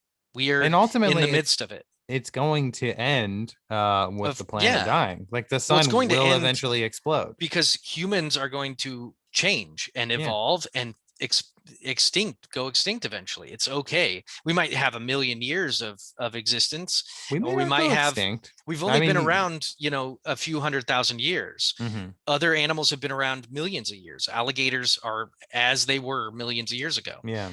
That's crazy. Yeah, That's well, I mean, we will survival. definitely evolve for sure. In a million years, humans will not be what we are today. I wouldn't But imagine, but we I might mean, we not. may We not maybe go we'll extinct. just We because might we've evolve solved a lot of our problems, we might not change that yeah. much. I'm saying like we might evolve to a point where, technologically we actually do leave this solar system and go to other places. Mass Like Effect, dog. even, Mass yeah, even Effect. when the sun inevitably fucking implodes or whatever We're and takes we're the heading that solar, yeah. direction. I don't know if we'll ever get out of the solar system though. I think we completely underestimate the size of galaxies. Oh Like it's yeah. crazy. I mean, we can barely get to Mars. Mars is nothing compared to our solar system. Like where Hmm. the sun would affect us if it were to explode. That's some real fucking wishful thinking to get out of the sun's. But if the sun's going to go out in billions of years, we've got tons of time to Yeah, that's what I keep mean. Like, going and keep seeing what happens. And I mean, look how quickly technology's evolved yeah, in like the last 100 years. It's fucking crazy. yeah, on a graph, we're fucking going somewhere. Hmm. And there, like if you're gonna die anyway, you can either wallow in uh depressive nihilism, or you can try to do something with the time you have. And Hmm. I think that's what society does, is for the most part we do things that we think are going to lead toward the betterment of ourselves, if not our kin, and if not our communities. And we're already going to, like, Elon Musk, and he wants to go to other planets. He's like, fuck, I he can be the one to do that, and then everyone else can deal with Earth, and we'll keep working on that. Hmm. But um There's a lot of people that are jealous of that because I'm sure there's plenty of people out there that would love to do that same kind of things, but just don't have it's just the means and the money. Yeah, you got resources. to have Yeah. tons of money. And we America has a shit ton of wealth to throw at problems, and that's how you solve a lot of problems, is by throwing resources at them. Mm-hmm. And it might not work. We could have a big earthquake, or Yellowstone could explode tomorrow, and half the fucking country goes Yeah. down. Or And human then suffering, resources or human suffering, which I guess human suffering is a resource. that I is a mean, look resource. at Yeah, the look at labor the is a look at resource. the railroad, man. There's a lot of Yeah, Chinese suffering for sure. that we I just mean, threw at that problem. without, like, slavery was a hugely economically viable Mm-hmm. prospect, and we've been doing it for thousands and thousands and thousands and thousands and thousands, and we're still doing it now in certain places. But to me, in order for a country or a group to amass tons of wealth, there has to be a working class of people who barely, who have just enough to essentially make it. And I think that's the working class of America, essentially, is they get the vast majority of taxes come from them, and that's where, and they do the vast majority of spending toward the economy, and that's what allows all these other groups to have tons of money, and that inequality allows for massive resources getting chucked at certain goals. Mm-hmm. Like, if all the individuals just hoarded their money and um, only took jobs that made sense for them and all this stuff, and like we didn't just feel like we were propelled toward work regardless, we wouldn't have that amount of wealth. And the wealth is either dispersed, or it's central, or it's you know individualized. And if it's individualized, these people can make these massive innovations, and that's both good and bad. Mm-hmm. Like, we can hate on it, but that's the way it is, and it works toward a certain end. And and the working class is part of that equation, and being part of that, like, cog in the wheel of progress is can be demeaning. But it's either that, or um there is no other, like, that's just the way it is. Like, Yeah. I mean, I don't feel bad about it. I you know I I mean, every once in a while I wish I had more, and I wish I could be one of those Elon Musk type folks, but I think that's it's just pretty not I mean, the possible. grass is always greener for people. Like Yeah. it's Well, kind of that's how like a you human lead your own condition to little just progress. yeah. Your own We always little want more. trajectory is like, I want more. Just some people just actually have fuck tons more, Yeah. and Well, and then most usually people it's like don't. you want that thing and then you get it, and then a short time later you're just like the next thing that you want. Then you Yeah. know, and like we always want more, and so it's like it never ends. I mean, Yeah. the world's not doomed, I think, is what we're getting at, despite this very depressing article Yeah. that we brought up. Yeah. It just depends on your definitions of, like, doomed and the world. Like, And well, we're all one volcanic eruption away what's from going just on? total annihilation anyway, Yeah, so or don't a worry about meteorite, like, what do you want to it. Yeah. do? So what? That's what I mean. Like, so what? What do you want me to do about any of this? And stop telling me what to do anyway. Yeah. It's Why don't interesting. you go deal with it instead of Yeah, telling me to go exactly. deal with it? Fuck Well, off. and a lot of blog articles are just people venting and thinking and Yeah, putting out they get thoughts. yeah, and they get paid to Doesn't have do to that, be you know. scientific. Like this person probably was paid to write an Well, and article, he and this is needed what to he chose write to an write. article. Yeah. It The can't. They interesting thing can't about all those be gold. articles is that like it can propose an idea, but then there's no, you can have a discussion about it because it's just a written thing. It's like a written one-sided piece of this Yeah. article. It's put it out there, and then then yeah, you have a podcast episode about it where you actually Yeah. get into the nitty-gritty and discuss the And try to. other sides of it. Um, Yeah. Well, and that's that's what, part of why blogs are both good and bad, is they tend to be a little bit infuriating, but they also get people talking. And so, well, yeah, because sometimes you're reading it and you're like, I really disagree. I wish that yeah, I I could want talk to to this person because I want, like, deal with this. I Yeah. fundamentally don't think this is correct. Yeah. So, Or, it's or you really agree with it, and you're like, oh man, fuck. those fucking Jews And are then you just taking go, over. and then you go kill yourself because you're just like, Yeah. there's no Yeah. point in living. Yeah. That's why I try to, I just don't really read articles on Twitter. Like, it just leads to these like circular concepts of, like, everything will be all right, but it's also, we're kind of fucked. Like, that's just always how it is. Like, I mean, what I am think I that's just doing? that's the What do I truth really right want there. to Like you do? literally just figured out the world right there. It's everything's sort just of doomed, it's but the it's yin okay. yang. It's like Yeah. everything sucks, everything's okay. It's Yeah. That's the way it goes. And it's just like your daily life. Like sometimes you stub your toe or you get sick and it's everything feels like it's doomed and you're dying and everything fucking sucks. Hmm. And then you get better. And then or you And don't. then you Like, forget about it. 2 weeks yeah, later, you're like, oh, remember when I yeah, fucking wept for half a day because I stubbed my toe and broke my exactly. toenail a little bit? And I smashed my face into a pole the other day. I still got like a little bruise.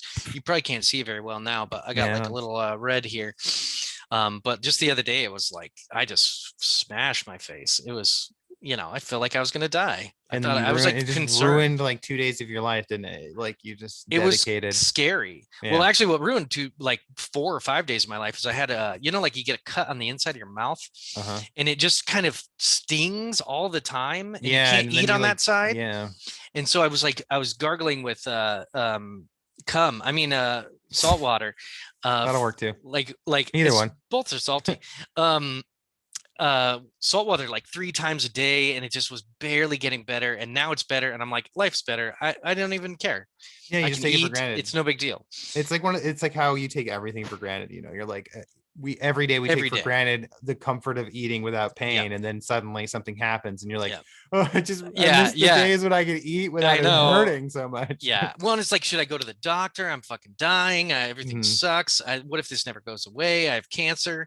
And then you're You go to like, the oh, I'm doctor, fine. he looks at it and he's like, yeah, just Yeah, keep you rinsing it pussy. for a You week. fucking pussy. That'll be You should be good. And then yeah, $160. that'll be $323. Yeah. Yeah.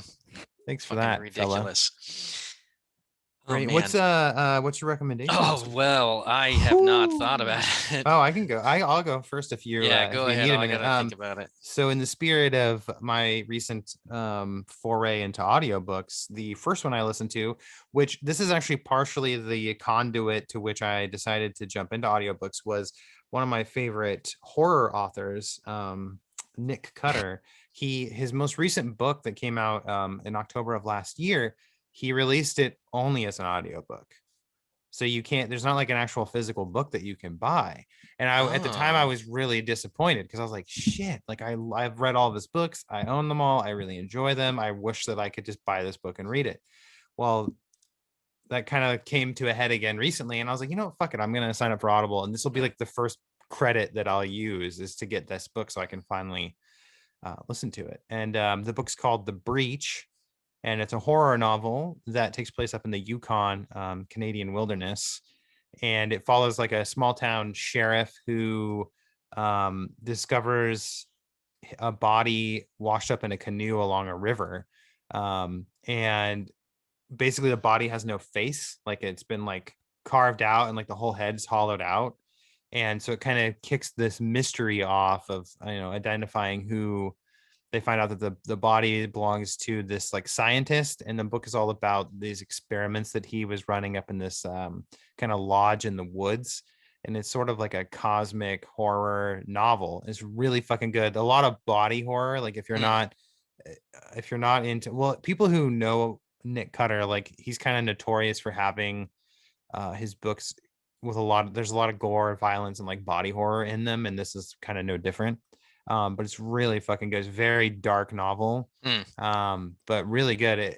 I mean, it's like about a machine that's like interspersed throughout the novel are these different logs from this thing that's called Project Rainbow, that was this World War II effort in create like refracting light in such a way that it would make ships invisible to the eye. Like it tricks like the eye through light refraction into not being able to see something. So they're running these experiments, and then as is tradition in like sci-fi horror, like this ship ends up disappearing and then showing up at like a completely different coastline like minutes later, and then like the crew is like all fused inside the boat, and like all this crazy shit Oh, happened, and geez. come to so like that's interspersed throughout the book, so that's kind of playing into what this scientist was experimenting with up in this lodge. But anyway, it's fucking great book, but it is audiobook only. It's like an Audible exclusive. I bet you it was some kind of probably deal that he struck where they Hmm. were like, you write this novel, if you just put it on Audible as an audiobook, they probably paid him like X amount of money or whatever as like an exclusive deal. I'm guessing. I don't know if that's true, but yeah, it's really good. It's The Breach by Nick Cutter. It's on Audible. Sweet. If you subscribe, you can obviously use your credit for the month to get it if you're interested. Nice. But his other books are really good too. He wrote The Troop, which is a Hmm. book of about this scout troop that basically come across this like crazy parasitic tapeworm like mutated thing that's like infecting people. And he wrote another my favorite book that he wrote. It's called The Acolyte, which is kind of like Fahrenheit 451, but the idea is that Christianity is like the one religion, and it's all about how it's taken over like every facet of our society, and Hmm. how like other religions are illegal and they'll like burn you alive if you're like a Oh, wow. Muslim. And it's also a really good book, a very scary look at Christianity. What was that one called again? The Acolyte. The Acolyte. Okay. Yeah, that's one Nice. that I mean, that one actually exists in book form if you want. But no, that book's really good. It's like just an interesting, like I said, it reminds me of Fahrenheit 451, where like books are outlawed and art Mm. and all this stuff because, the emotions that it gives you, kind of, or like Equilibrium, that movie with Christian Hmm. Bale. Very similar kind of Everything. Yeah. like dystopian thing, but this one's like religiously based. Like Um, when one group actually gets its way and takes over, like mhm. what happens? Yeah, and it follows the main character in The Acolyte is an acolyte, which is basically like their form of the police, where they go in and Oh yeah. enforce all these religious Yeah. restrictions on people and stuff. Yeah. But It anyway, reminds me of um oh shit. What was that called? Not Catch 22. it's Fahrenheit Is the 451. Orwell one. Oh, 1984. 1984, yeah. Yeah. Kind of like that. Um, Cool. I like it. I might have to get back into Audible. I remember just going nuts on it. I was just yeah. listening to tons and tons of stuff. I just It's my podcast, I just sort of it's almost like a TV show. I'm just kind of like stuck in them now. So yeah. I think what scared me off of Audible for a while is because it's like 14.95 a month to yeah, that subscribe, and then too. you get your one credit, and then they have like their whole. There's like thousands of books on there that are just included with your subscription. But if Yeah, you're if it's you're not pretty bad. smart with your credit every month, you definitely. I think next month I'm going Fifteen to get The dollars for one Stand. book. Yeah, The But Stand. yeah, because it's like I don't really want to read a 1,500 page Stephen King book, but I wouldn't mind Yeah, listening to it for 45 hours. But like like that audiobook's like $45. And I'm like, you know what? I'll just use my credit next month. And my $15 got me basically that. So yeah. Well, and what's cool is it can be a long book or a short book, but it's only you can still get it for free. yeah. And what's cool You is get the you whole get to Bible. keep it. Like if you stop subscribing to Audible, like they tell you that those are yours to keep. It's like basically you're buying that audiobook with the credit that they gave you. Yep, And I yep. also just bought they had like a slew of sci-fi fantasy audiobooks on sale for like $5 recently. So I bought some through there. So I was like, I'll probably just buy ones when they're on sale and then use my credit every month. Anyway, what's your recommendation? Sorry. Uh, Now that we've plugged Audible all the hell. yeah, right. It's great. I know that they sponsor podcasts, but they don't sponsor Yeah. us. Nope. Um, but they should. My recommendation is a game called Ravine, and it's not a video game. It is a board game. Ooh.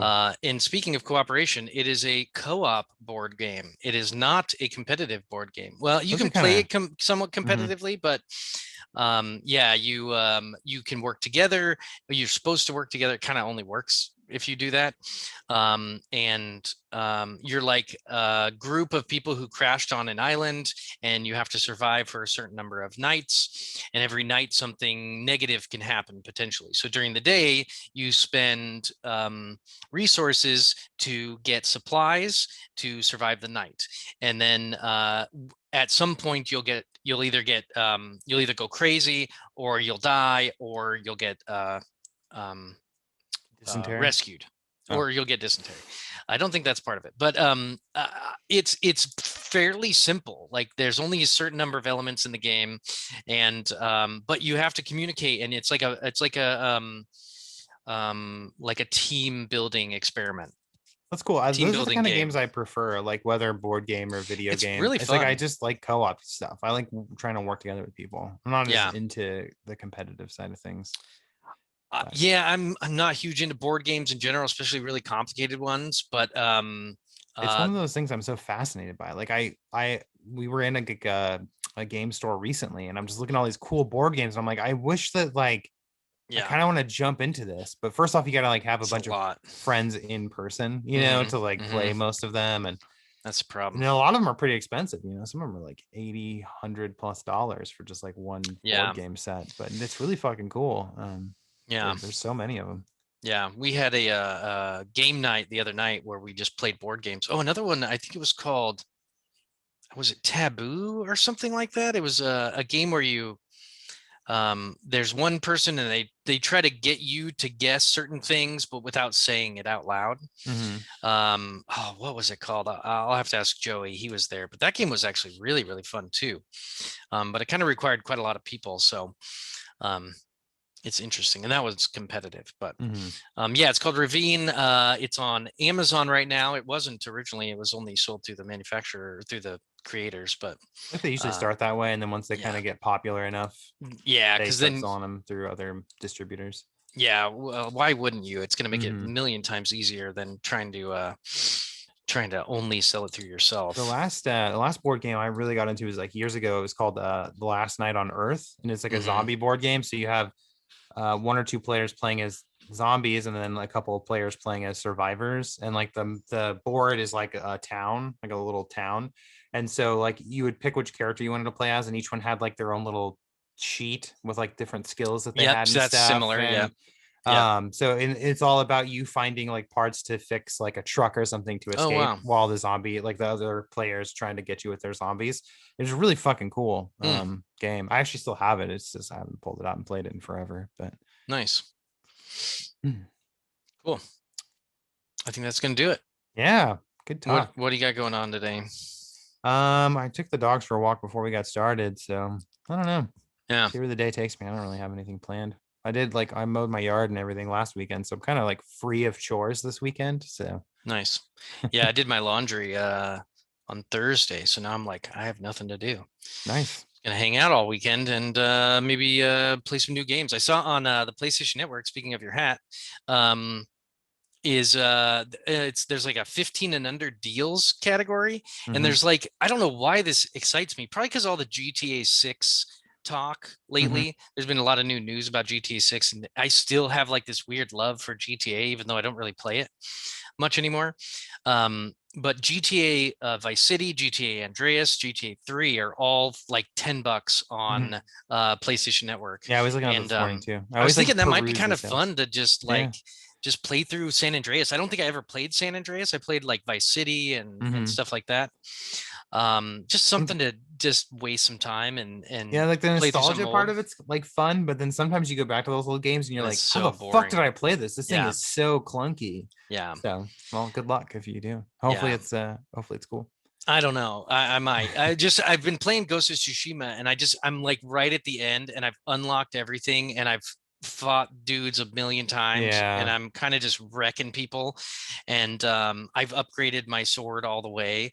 And I have like, At a certain point, you're just you kind of a just kind of god in that kick game. ass. Yeah. Yeah. When you have like max equipment and all the Yeah. skills and you just I was tear right thinking through about people. starting a new game and putting it on the hardest level and putting it on Twitch, and just playing it through Oh, there you go. to see if I can handle the hard level. I don't know what level I'm on now, but um, I would imagine it gets pretty hard on the hardest level. It's probably one of those things where like you'll just die in like one or two hits. So you got to Yeah, be so you got to really really, on but top of I got pretty good at blocking and blocking and hmm stuff.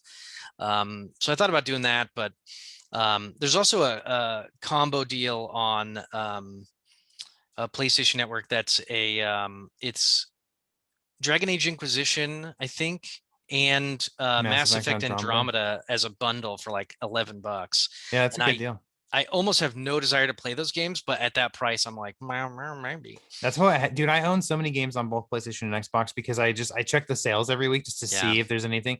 And I can't tell you how many games I've bought because I'm like, it's like it's like five five bucks. I don't bucks. know if I'll Yeah, ever play it, but it's like same thing that a lot of people have with Steam. It's like the Steam summer sale starts and yeah, you just people buy you it. drop like 20 bucks and then you get like fucking 20 games basically, and most of them Yeah. you'll never play because you don't have that much time. Speaking of Steam, have you heard the news about the Steam deck? Oh yeah, guess who pre-ordered one yesterday? You? Oh no shit. Me. Did you? I heard that in order to pre-order it right away, you have to have bought something from Steam in the last few months or whatever by June 20th or whatever, Oh, and you have see to what put I $5 down. what it was they said that you had to have your Steam account had to have been created before June of this year, Yeah. and they did that to combat the Yeah, the scalpers, scalpers. so they Yeah. couldn't have all these bots making fake Steam accounts to because it was only you could only Yep. pre-order one per account, So you had to and have it so before they announced it. yeah, Yeah. and so I was like, dude, that's fucking genius. Because what happened was the pre-orders went live at 10 o'clock yesterday morning. And so I set a reminder on my phone because I was like, I'll hop on and see if I can pre-order it, because I pre-ordered the really nice, like the 512 Oh yeah. gigabyte one with the anti-glare screen or whatever. It's The like 600 650. bucks. Yeah. Yeah. So I did that one. And I was like, I'll take a stab at it. If I can't pre-order it, because if I miss out or whatever, it's not a big deal. I'll try and get one later. And then so I set a reminder on my phone while I was at work. And then I actually around 10 o'clock was talking to my manager in her office about something. And then as I left her office, it was like 10:13. I was like, oh fuck. Oh, I missed my thing because I was talking to her. So I was like, well, I'll hop on and see if I can still do it. I probably can't. It's been 13 minutes. No, I was able to pre-order like no problem. nice. And other people were like on Twitter and stuff complaining that they got stuck in like these endless load screens and that the Um, website was crashing and stuff. And well, I feel like I got in at the perfect time where I probably missed that initial wave the of everybody trying to burst. do it at Yeah. 10. And then like 10 minutes later, a lot of them probably stopped or Came. whatever. Yeah. And So then yeah, I got eventually lucky. people came back. Yeah. I got one because I have a Steam Nice. account. I have a bunch of Steam games. I've only ever owned like one like gaming laptop that could run the games like Hmm. decently, and then it crapped out on me like a couple of years ago, so I just have all these Steam games, and I was Yeah. like, this would be fucking awesome to have, There's like, certain just games to that'd be just perfect for it, I would imagine. yeah. Any like third person, run around type of game. Hmm. I don't know how it would work because a lot of games are best with keyboard and mouse. Like StarCraft, you can't really play without a keyboard and Yeah, a they have like mouse. those touch pads, but they said Yeah, that you that's can a connect a keyboard and mouse yeah, to yeah, it. it's crazy. You can plug it into your TV or a monitor and just play on a bigger It's a screen if you smart way to want. get people who don't normally do computer gaming to get into it because it's a little computer and you can just, Hmm. and it kind of takes the graphics part out of it because it's only 720 and their system is able to handle that really well. So it'll still look great on that system. You don't Yeah, because need it's it just to a be 7-inch screen. 4K or Yeah. whatever. Um, Well, so 4K it's is only really effective on like a big screen because yeah, you need it to be when the big and you need to be a screen's certain small distance enough, from it. it's so Yeah. condensed that you don't notice the resolution as much. So, Well, you and it they won't said matter. that Yeah. since they locked it at 720p, it can like run all the most recent Hmm. games on like the medium to high settings because Yeah. it locks the resolution down, which is where a lot of the power comes from, is Almost. running Yeah. games in 4K and Most of stuff. it. And So so, it might be a good way to get into it because it's more around the price of a console, and then mhm. you can hook up a keyboard and mouse. You can check your emails with it. You can do a lot of computing with it too. Yeah, no, So as soon as I saw it, I was like, oh, this is perfect. Because yeah, I'm not tech savvy enough. Like, I'm not somebody who's going to go build my own PC and then like yeah, do all this. I was like, I just kind of like, that's why I like consoles. I like something I can just plug in and I know that it's going to play these games. yeah, Like, and they're optimized for it. So, yeah. yeah, no, I managed to pre-order one yesterday. I'm hoping that it all turns out well. Yeah, it was like $5 down to pre-order it, and then they send you an email confirming that you got your You're in deposit in there. or whatever. Yeah, So, I like how uh, people were like, "It's $5 to pre-order." Oh, it's so weird. It's like the combat stuff. It's like, isn't that yeah, normal? no. Like, don't people? There's usually a deposit of some Well, I sort think it's for because you and I things. used to work at GameStop, so Yeah, we're just that's used why to the it's so concept normal. of putting money down Yeah, on a pre-order. But a lot of places, when you pre-order it, you just pre-order it, and then they charge you you the full amount when they ship it out when or it goes whatever. out. Yeah, because it's like That's what it PlayStation was. Network, you just you pre-order it on there and then it's just you pay the Mhm. whole thing at the end.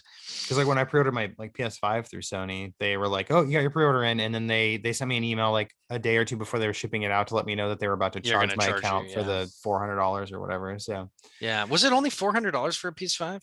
yeah, because I did the all digital one, so I don't have a Yeah. disc drive on mine because I don't That's own so any cheap. That's physical like games. less Yeah, than most phones nowadays. No wonder yeah, they it's sold out so quick. They should have charged more for those fucking no, I was things. actually reading an article where Sony's kind of kicking themselves because they can't keep them in stores. They just sell out immediately. And they were like, could have probably sold this thing for a lot more. Like $700 and people would have bought them. Yeah. I mean, people were buying them It's for that probably much on worth eBay more and than shit. that anyway. Like they're probably I mean they are losing money on them, but why play that game where they're like, haha, let's get everybody a thing, but then we don't have enough I and think we're they not were making any just, money. I think they were afraid because like when the PS3 came out, it was like Yeah. $600 and it's, a lot of Well, people that laughed was them out of probably the too fucking much room, for, but then it still sold. Yeah. You just bring it down later. It's hard to bring it up later. It's easy to Yeah. bring it down later. Well, I think that's why they're kind of kicking themselves. They had They a should chance be. to I could make have a taken them much out more of the money. whole game. Yeah. It could have, you know. I mean, if you think about it, even if it was only $50 more, you compare that to the millions of units that they're selling, it's like It's that would have tons been of so money. much fucking money that they just left on the table. It's weird. But yeah, I mean, because I think they were also trying to make sure that they were competing with Microsoft Yeah. because the Series Yeah. X is 500, or if you get the Series S for 300. So, Yeah. They were right in the um, middle there. mhm. Yeah. Whatever. Which if you don't own any disc games like Yeah. PS4 games, then you might as well just get the digital. That's why I did the digital one. I'm like, it's $100 cheaper. Also, I don't buy any of my games physically anyway. Like Yeah. the only Yeah. physical games I have are 360 games, and I have a PS3 in the closet with some games. Yeah. But other than that, I haven't bought any. Was your Xbox the only digital as well? No, because I got the Series X, which is they Has only a did disc one drive. SKU, which it has the disc drive. The Yeah. So Series you S, the can three you hundred put your dollar one Xbox doesn't have. games in there? Your 360 If it's games in it? backwards compatible, yeah, because Yeah. like they So a lot have of those are. most of them are backwards compatible, but there are some that they never were able to get patched to do backwards Oh, compatible. sure, because So they didn't get the license to change the software or yeah, whatever. most of the games I own on the 360 are ones that aren't backwards compatible. So it's like if Oh, I want to play them or you have a something, I have a 360? way to play it. Yeah, I got actually Hmm. pretty recently. I ordered one of those old R2D2 ones. I always Oh wanted yeah. one, Hmm. and I got it for like $100 on eBay with a couple Wow. controllers, and it's like in almost mint condition. It's Wow. like a little dusty because it's been around a while, but Nice. yeah, I got that in like a handful of games that aren't backwards compatible. Just because I was Yeah. like in the mood to play some old games, kind of like how you're looking at those old Grand Theft Autos. Like every once in a while, Yeah. you're like, I really want to go back and play this fucking obscure game from 10 years ago, but Yeah, the that only I way I can played. do it Yeah. is buying old hardware. Um, Yeah. but yeah, no, I'm Interesting excited to too. I'm excited for the Steam Deck. I hope it all turns out really well. But Valve said that they're pretty much in this for like the long haul. They really want to get into like the hardware manufacturing. And they're Yeah. like probably one of the best companies to do it, man. They make a disgusting amount of money off of Steam, and they have like a big platform already. So Yep. And if their they own can get the OS. hardware, yeah, if they can get that hardware nailed down, they're Get gonna that. be a force to Get that be sweet kind of reckoned with. hardware. Hardware. And being able to just take that thing on the go is fucking sweet. Being able to just download games on it and fucking playing, Yep. whatever Well, you want that's almost. yeah.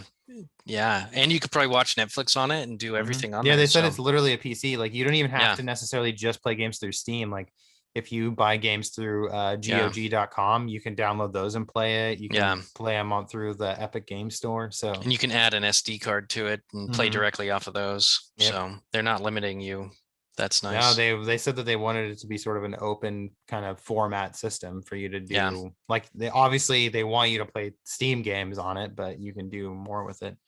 So Steam just has so much anyway. Why yeah, they wouldn't have you? almost everything except for I'm sure a select few. Now that the Epic Game Store exists, they're also getting Oh a lot yeah. of stuff. So Cool. yeah, All yo. right, let's do it. Let's end it. Okay. It's over. It's All right. over, motherfuckers. Go to joesnotesblog.com and go to Instagram and go to other websites that matter. There's a Facebook page for Fleeting Thoughts. Tell us how what you think about the end of the world and about how technology is either going to save us or kill us, and how science is taking To over save us religion and kill us. and kill us at the same time. Mm-hmm. And go to Amazon and check out Channing's books. I always link those in the Thank you. description on the website there I'm going to be and on editing Libsyn. here pretty soon. I haven't Nice. looked at that book since I finished it, but Nice. I'm getting ready to gear up for the editing and the rewrites. Hell yeah. I think I'm gonna get that Flesh book. This is Flesh. What is it called? More is Flesh. Flesh is in the body. Oh, Tender is the Flesh. Ender is the Flesh. Yeah, That's I think really I'm gonna good. get It's a that. pretty quick read too. Yeah. So I think it's only a couple hundred pages. So It I read sounds it in like a interesting. It's week. kind of got like a lot of metaphors in it. Mm-hmm. That's really Yeah. good. Yeah. You should get that and The Acolyte. I think you'd enjoy that too by Nick Cutter. Yeah, I've never really read anything that's like horror Well, like that one, I mean, that. it's horror and the dystopian nature of it, but it's not Yeah. like written as It's a not like horror scary. novel. Yeah. Yeah, it's more of like a science fiction kind of Hmm. dystopian Yeah, maybe I'll have to do that. novel.